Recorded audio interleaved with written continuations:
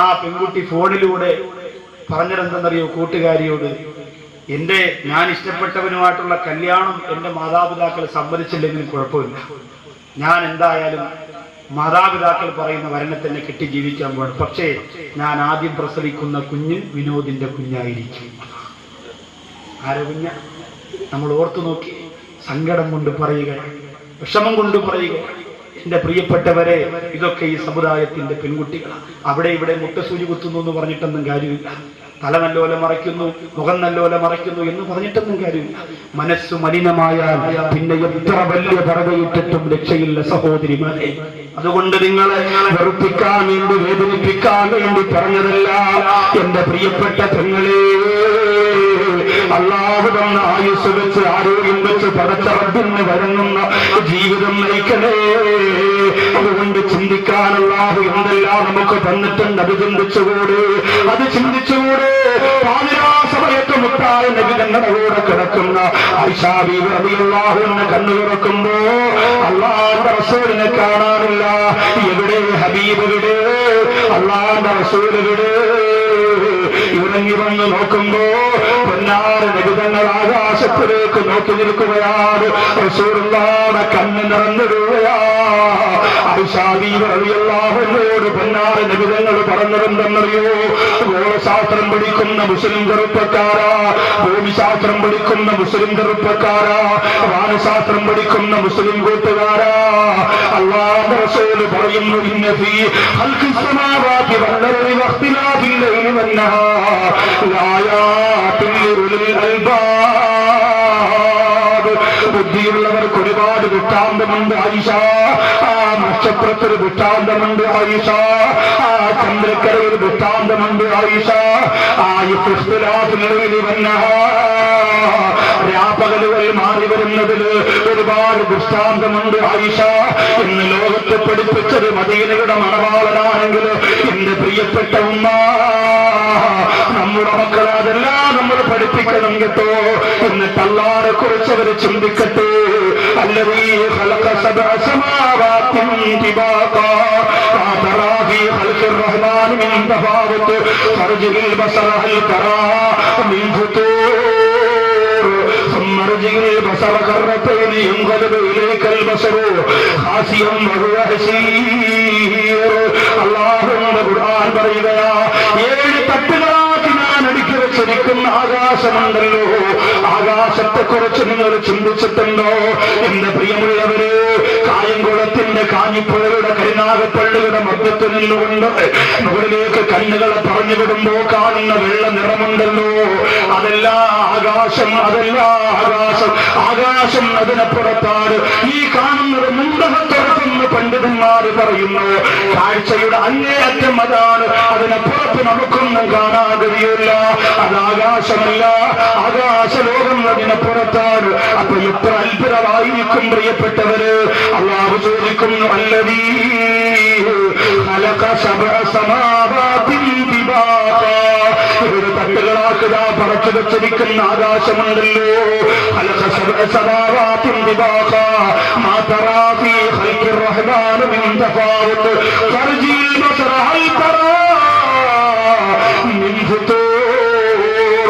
Internet മുമ്പിൽ വെച്ച് ജീവിക്കുന്നവര്, കമ്പ്യൂട്ടറിന്റെ മുന്നിൽ നിന്ന് നേരം വെളുക്കുന്നവര്, ചാറ്റിംഗ് നടത്തുന്നവര്, ലോകത്തിന്റെ മനക്കടികളുടെ എണ്ണം പറയാൻ കരുത്ത് നേടിയ യുവത്വര്, ലോകത്തിലുള്ള സസ്യലതാദികളുടെ പച്ചിലകളുടെ എണ്ണം പറയാൻ കഴിവ് നേടിയ പ്രിയപ്പെട്ട യുവത്വര്, ഭൂമിയുടെ നീളവും വീതിയും അളവും പറയാൻ ആഴവും അളന്നിട്ട് പറയോ കമ്പ്യൂട്ടറിലൂടെ കഴിവ് നേടിയ യുവത്വര്, അല്ലാഹുവിനോട് ചോദിക്കുകയാ, ബുദ്ധി മനവിച്ചിട്ടില്ലാത്തവര്.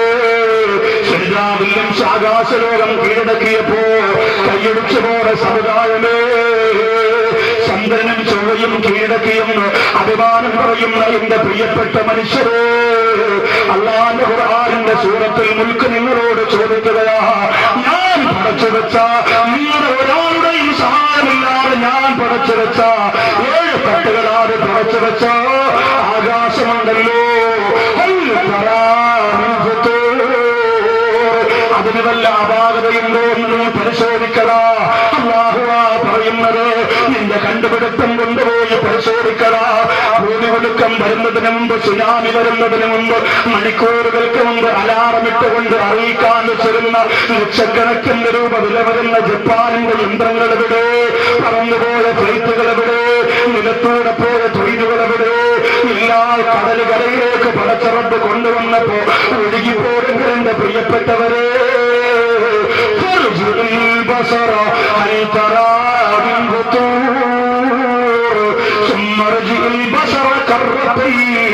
അല്ലാഹു പറയുന്ന ഒരു പ്രാവശ്യമല്ല, 2 പ്രാവശ്യം നിങ്ങൾ പരിശോധിച്ചോ, 2 പ്രാവശ്യം പരിശോധിച്ചോ. തോറ്റ് തുപ്പിയിട്ടുകൊണ്ട് എന്റെ മുമ്പിലേക്ക് നിങ്ങളുടെ കണ്ടുപിടുത്തങ്ങൾ വന്നെത്തുമെന്ന് അല്ലാഹുവിന്റെ ഖുർആൻ. പടച്ച ആകാശത്തിൽ അപാകതയുണ്ടായിരുന്നെങ്കിൽ നമുക്കിന്നിങ്ങനെ ജീവിച്ചിരിക്കാൻ പറ്റും? ലോജിക്ക്. അതുകൊണ്ട് നല്ലത് നമ്മൾ ചിന്തിക്കും. എത്രയോ ചിന്തിക്കാൻ. മനുഷ്യന്റെ ശരീരത്തെ കുറിച്ച് മാത്രം നമ്മൾ ചിന്തിച്ചാൽ മതിയല്ലോ. ഒന്നെ അറിവത് ഫർലാമേ, ഒന്നാദനെ അറിവത് സുന്നത്താണ്. നിന്റെ ശരീരത്തെ കുറിച്ച് പഠിക്കൽ നിർബന്ധം, അള്ളാഹയെ കുറിച്ച് പഠിക്കൽ സുന്നത്ത് എന്ന് മഹാന്മാര് പറഞ്ഞതെന്തെന്നറിയോ? നിന്റെ ശരീരത്തെ കുറിച്ച് പഠിക്കുമ്പോൾ മൻ അറഫ നഫ്സഹു ഫഖദ് അറഫ റബ്ബ, സ്വാഭാവികമായും അവനവന്റെ റബ്ബിനെ കുറിച്ച് പഠിച്ചു കഴിഞ്ഞു. നമ്മൾ അതാണ് ചിന്തിക്കാനുള്ളത്. അല്ലാതെ എന്റെ പ്രിയമുള്ളവരെ, എന്റെ ഈ മുമ്പിൽ ഇരിക്കുന്ന സഹോദരങ്ങളിൽ ആവശ്യമില്ലാത്ത എന്തൊക്കെയാണ് മൊബൈലുകളിലൂടെ പടച്ചുവിടുന്നത് എന്നത്.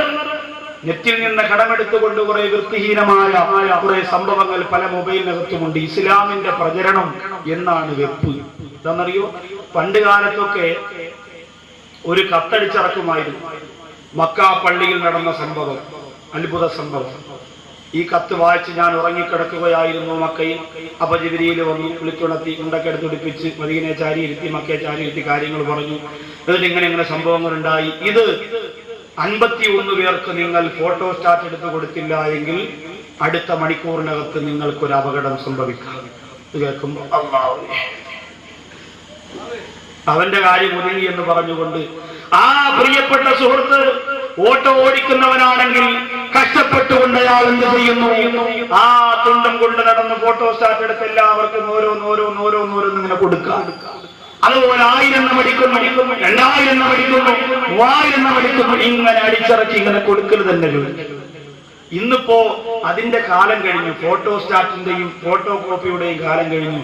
ഇന്ന് മെസ്സേജിന്റെ കാലമാണ്. മെസ്സേജ് അയച്ചിട്ട് പറയും 50 പേർക്ക് ഈ മെസ്സേജ് അയച്ചു കൊടുത്തില്ലെങ്കിൽ നീയും നിന്റെ ഭാര്യയും മൊബൈൽ പൊട്ടിത്തെറിച്ചില്ല. അപ്പോഴേ അവൻ ചാർജ് ചെയ്തിട്ട് അയച്ചു കൊടുക്കലാവും എല്ലാവർക്കും. ഇത് ഇന്നിപ്പോ അങ്ങനെയാണ്. അതുകൊണ്ട് അങ്ങനെ പുരോഗമനം വന്നപ്പോ പുതിയ ദീനിന്റെ പ്രവർത്തനം ഇറങ്ങി. എന്താണെന്നറിയോ? ഖുർആൻ ഓതാൻ പറഞ്ഞ ഉമ്മാടെ മുഖത്ത് നോക്കി ഖുർആൻ ചവിട്ടിയ മോള് പാമ്പായി റംല, പാമ്പായി. നിങ്ങൾ കണ്ടിട്ടുണ്ടോ? അതൊക്കെ കുഞ്ഞുമക്കൾ പെട്ടെന്ന് കാണും. കാരണം ഉമ്മാമാരെ കയ്യിൽ ആദ്യം അത് കിട്ടുക. അവർ കണ്ട ഉടനെ മക്കളെ കണ്ടാ പാമ്പാവും. ഉമ്മ ഖുർആന്റെ വണ്ടയിലാ നിൽക്കുന്നത്. മക്കൾക്ക് മാത്രം അത് പറഞ്ഞു കൊടുത്ത് വരട്ടിയാൻ പറ്റൂല. ഇതാണോ ദീനിന്റെ പ്രചരണം? ഇങ്ങനെ ഏവനെങ്കിലും എവിടെന്നെങ്കിലും കെട്ടിയച്ചു വിടുന്നത്. ഇന്നിപ്പോ അള്ളാഹു നമ്മൾ ആലോചിച്ചു നോക്കേ, റബ്ബിനെ കുറിച്ച് എന്തൊക്കെ ജൽപ്പനങ്ങളാണ്. ആപ്പിളിനകത്തല്ല, പേരയ്ക്കകത്തല്ല, കപ്പപ്പഴത്തിനകത്തല്ല, ഏത്തപ്പഴത്തിനകത്തല്ല. ഇത് കാണാൻ ടിക്കറ്റ് കൊടുത്തു നിന്നാൽ ലക്ഷക്കണക്കിന് രൂപ ഉണ്ടാക്കാം. ഏതൊക്കെ തരത്തിലാ? അങ്ങനെ അള്ളാഹു പല സ്ഥലത്തും വരട്ടെ. നമ്മൾ അതിനെന്തോ ഓടുന്നില്ല. അങ്ങനെ പോയി കാണുമ്പോൾ നിങ്ങൾക്ക് പ്രതിഫലം കിട്ടുമെന്ന് എവിടെയെങ്കിലും പറഞ്ഞിട്ടുണ്ടോ? നമുക്ക് ആ അള്ളാഹുവിനെ മാത്രമേ അറിയൂ. നമുക്ക് ആ പടച്ചവനെ മാത്രമേ അറിയുള്ളൂ. ഖൽബുൽ മുഅ്മിനി അർശുല്ലാഹ്, ഖൽബുൽ മുഅ്മിനി അർശുല്ലാഹ്. ഇന്ന് നമ്മളോട് പഠിപ്പിച്ച റസൂലുള്ളാഹി പറഞ്ഞ അല്ലാഹുവിനെ നമുക്കറിയില്ലല്ലോ. ഒരു വിശ്വാസിയുടെ ഹൃദയമുണ്ടല്ലോ, ഒരു വിശ്വാസിയുടെ ഹൃദയമുണ്ടല്ലോ. അർശുല്ലാഹ്, അത് അല്ലാഹുവിന്റെ സിംഹാസനമാണ് എന്ന് നബി മുഹമ്മദ് മുസ്തഫ സല്ലല്ലാഹു അലൈഹി വസല്ലം. നമ്മുടെ റബ്ബിരിക്കേണ്ടത് ഇവിടെയാണ്, ആപ്പിളിലും കപ്പപ്പഴത്തിലും അല്ല. അത് കാണാൻ വേണ്ടി മെനക്കെട്ട് കൊണ്ട അങ്ങനെ പലരും പറയും. പ്രിയപ്പെട്ടവരെ, ചില ഗൾഫിൽ നിന്ന് വരുന്നവരാ പ്രശ്നം. ഞാൻ അറബിയുടെ തൊട്ടടുത്ത് നിൽക്കുമ്പോഴാണ് അള്ളാഹു ആകാശത്ത് വന്നിട്ട് അല്ല ഞാൻ കണ്ടോണ്ട് നിൽക്കാം.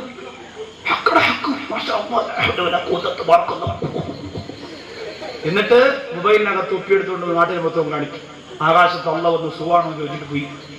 കാഞ്ഞിപ്പോഴും അരിയാലാക്കാരെ മോനെ സുഖാണോ? അറബിയുടെ അടുത്ത് നിൽക്കുമ്പോഴാണ് നെറ്റിലൂടെ ഇങ്ങനെ കാണിക്കുക അള്ള വന്നിട്ട് പോകുന്നത്. എന്ത് ലോകമാണ്! ഇതൊക്കെ കണ്ട് ഈമാൻ കൂടുമെന്ന് ചിന്തിച്ചവരെ പണ്ട് റൂഹ് പിടിക്കാൻ അസ്രായേൽ വരണമെന്ന് പറഞ്ഞവരെ കാസറ്റ് ഇറങ്ങി. ഭയങ്കര പേടിയായിരുന്നു. ദാത്തമാരൊക്കെ വിരട്ടി മച്ച പറഞ്ഞു, കണ്ടോ മറ്റേ കാസറ്റ് കുറെ നാൾ കഴിഞ്ഞ് പിന്നെ പേടിയില്ലാതായി. കാരണം എന്താ? അസ്രായേൽ സ്ക്രാച്ച് പിടിച്ച് അടുക്കള കിടക്കണം. പാപ്പാരെ ചെരുപ്പ് വെട്ടി വീടുണ്ടാക്കി പിള്ളേർ സ്പീഡി ഇങ്ങനെ സീറ്റ് ഇത് സ്റ്റീറിംഗ് ആയിട്ട് വെച്ച് കൊണ്ട് കിടക്കാം. അസ്രായേൽ ഇപ്പൊ അങ്ങനെ. അതുകൊണ്ട് കൃത്രിമമായ ദൈവത്തെ നമ്മൾ ഉദ്ദേശിച്ചാൽ എപ്പോ പൊളിഞ്ഞെന്ന് ചോദിച്ചാൽ അല്ലാഹുവിന്റെ റസൂൽ